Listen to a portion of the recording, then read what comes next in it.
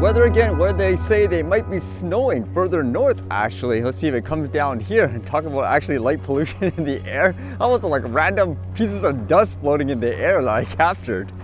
With that in mind, what did I read today? How about this one, where you've heard a lot more militaries are using things like drones, but this one, I guess they're taking it seriously, saying Poland announces creation of drone army for 2025.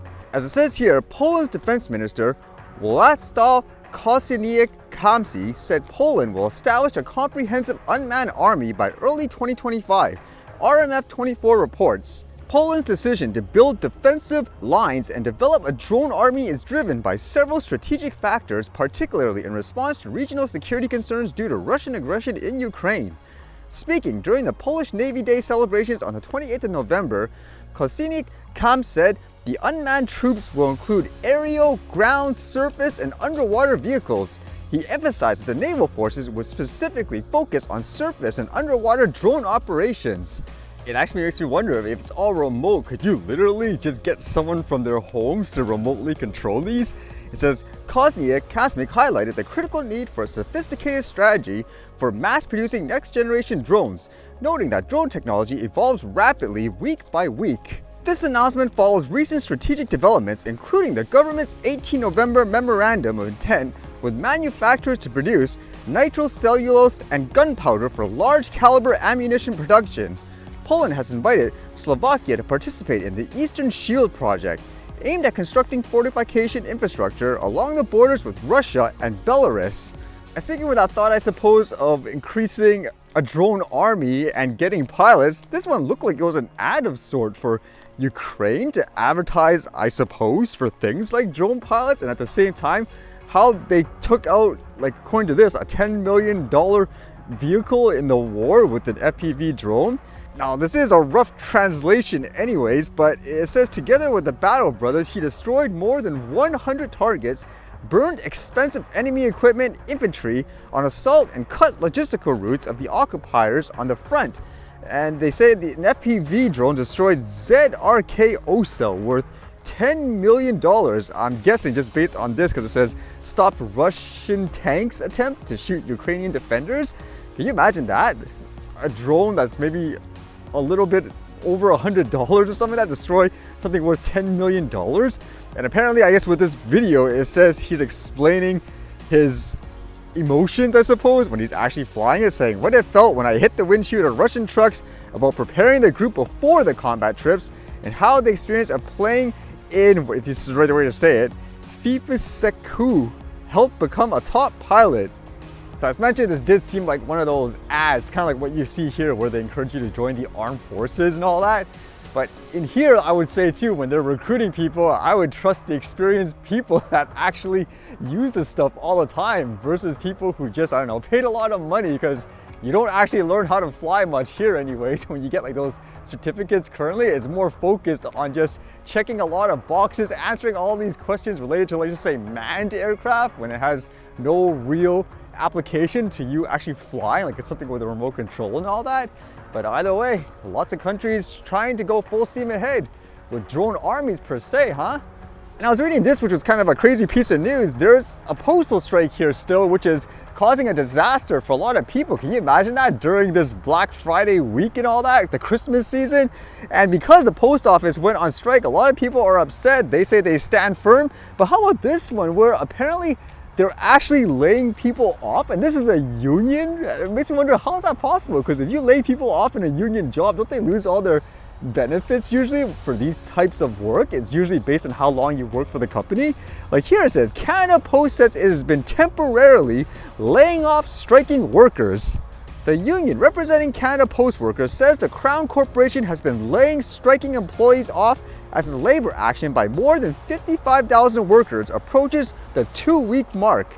In a notice to members posted Monday, the Canadian Union of Postal Workers called the layoffs a scare tactic and said it's looking into the situation.